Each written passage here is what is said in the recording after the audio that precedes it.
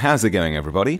In this Photoshop Elements tutorial, I'm going to show you how to curate the color palette so that you can use a complementary color scheme to really add an extra layer of creativity to your images. As we can see here, our base image is already very, very pleasing. It's a lovely portrait with a nice woodland setting. But as we can see, our model, Snow Perrin, has a lovely sugary pink Disney princess kind of dress. And I think we could really add something to the image if we used complementary colours to really accentuate that pink dress and make it all look a bit more in keeping and fairy tale-like. So to accomplish that, we're going to do some minor hue adjustments. Our very first step is to make a duplicate of our original layer so that we can edit non-destructively. So what I'm going to do is press Command on the Mac or Control on the PC, plus the J key to duplicate our image. As you can see there, we've got layer 1 is our duplicate image. And I'm going to go to Enhance, Adjust Color, and adjust hue or saturation. And as you can see here in the menu, by using Command on a Mac or Control on the PC, plus the U key, we can bring up the same adjustment palette. And here we are, the hue and saturation. So, but what we want to do is essentially leave the sky as it is, but turn these the yellow and the green foliage into a more reddish, scarlet, pink, maroon, you know, that kind of spectrum range of colours. So rather than adjusting the master layer, which as you can see is going to change all the colours, which is not what we want to do at all, we're just going to selectively choose the hues we want to adjust. So first of all, we'll start with the greens. I'm going to crank those all the way down to -180. And you can see here in the background, that's sort of adjusted the green elements of the image. But of course, we want to adjust the rest as well. So we're going to choose the yellows and take those all the way probably to about 60, 65, 64, 66. Let's stick with 66. And we're going to click OK. So as you can see, that has not only adjusted the greens and yellows in the background, it's also picked up some of the yellows in our subject. So we've got Rin's hair, which was a lovely sort of auburn colour before, has now become scarlet red, and the skin tones have been affected a little bit as well. If we toggle the layer on and off, you can see that the hue adjustment has also affected the subject. So what we want to do is keep the background adjustments, but get the model back to how she looked before. So we're going to use a layer mask. And if we go here to this icon, as you can see, add layer mask, we're going to give that a click, and that creates a layer mask for us. And now we're going to use the paintbrush tool to paint in, or rather paint out, the adjustment layer and reveal the original background below. So first of all, we want to make sure that black is set as our foreground color, because what this will do is as we paint, it's going to reveal the background image. So whatever is underneath our layer mask, black will reveal it, and if we toggle that back to white as our primary foreground color and we paint again, that will do the opposite. So you can easily correct your mistakes by painting with white rather than painting with black. So for example, if I were to be trying to paint around our subject and accidentally, oh no, I didn't want to reveal the background below, I just wanted to reveal the original hair color, it's no problem. We can just select the white color and paint that back in, and no one need ever know. So let's just put that back to how it was. And in order to, hair is often a difficult area to edit on these things. So what you need to do, or what I recommend you do, is set your brush opacity down to about 25, 20, something like that.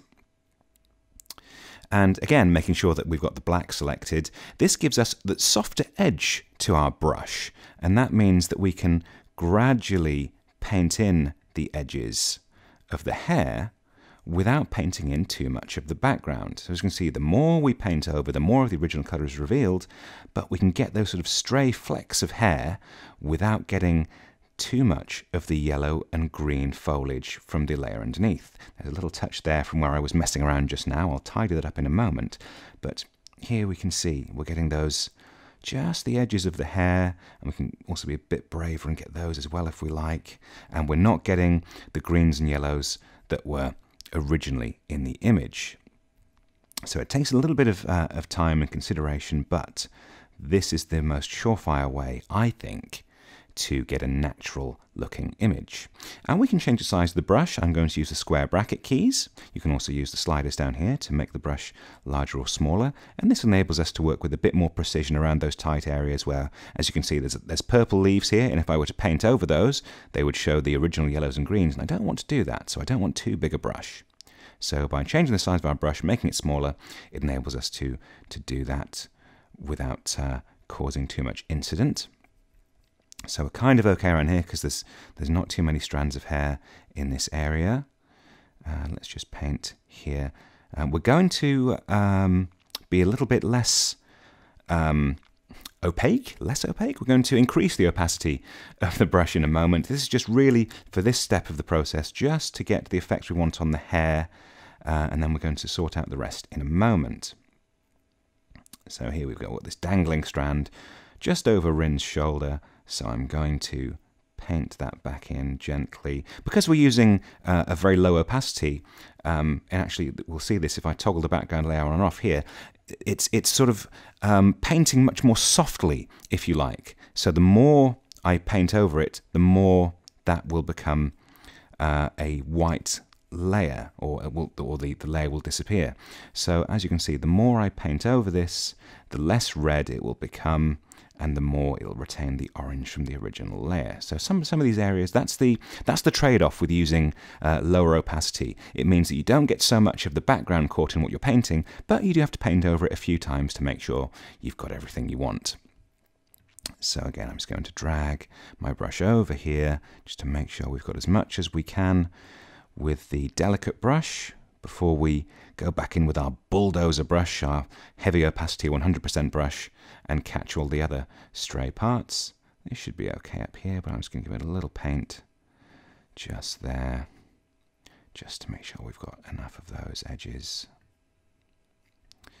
there. So I'm pretty happy with that. At first glance, I'm pretty happy with that. It's going to zoom out a little bit. And again, if we toggle the background on or off by clicking the eye icon, it'll show us where we've painted and where we haven't.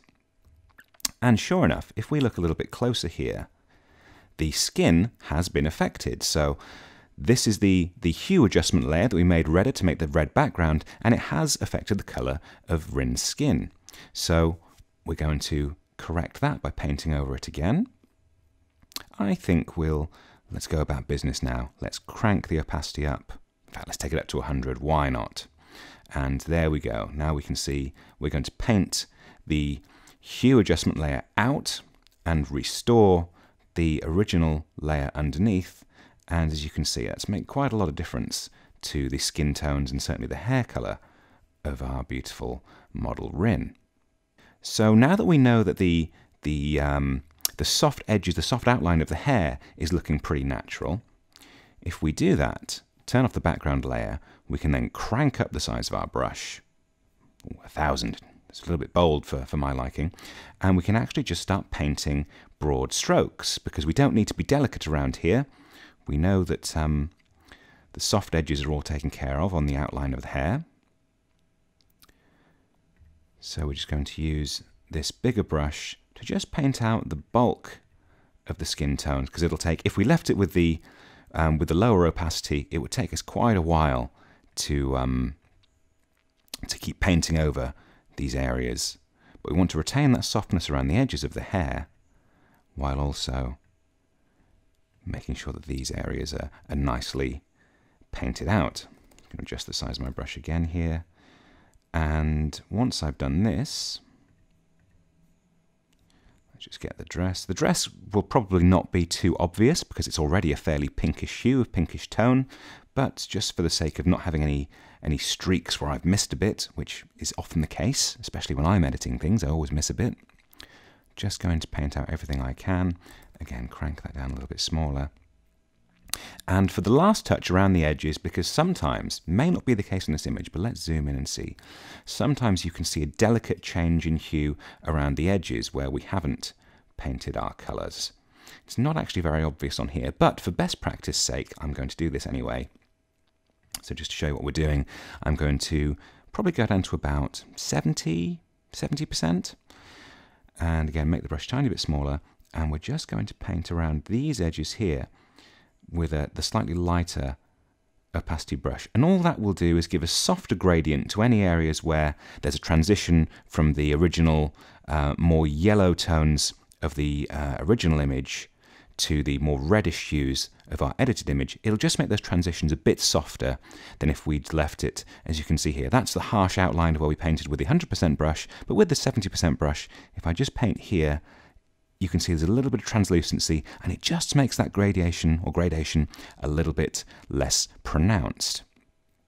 Again, with this image, it's not going to be that noticeable because we're working with a lot of pink tones anyway, but you will certainly notice it with other editing projects that you do, so it's worth doing it for best practice sake, even though it's taking a few seconds longer to do this.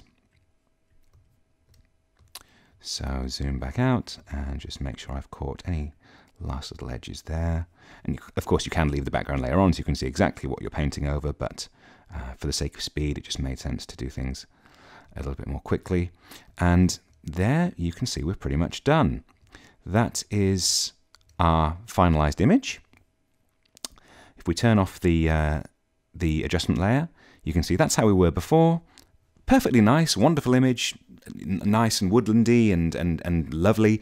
But if we want to really take advantage of Sinopa Rin and her beautiful Disney princess dress, and we add this hue adjustment to make the complementary colours so that the background colours complement the colours of her dress, and gives it a lovely sort of fairy tale, again Disney princess kind of feel to what was ordinarily a nice image, but now it's a little bit more special. So there you have it. That's how to curate the colour palettes in your images to make complementary colour schemes. Thank you very much for watching, and we'll see you again next issue.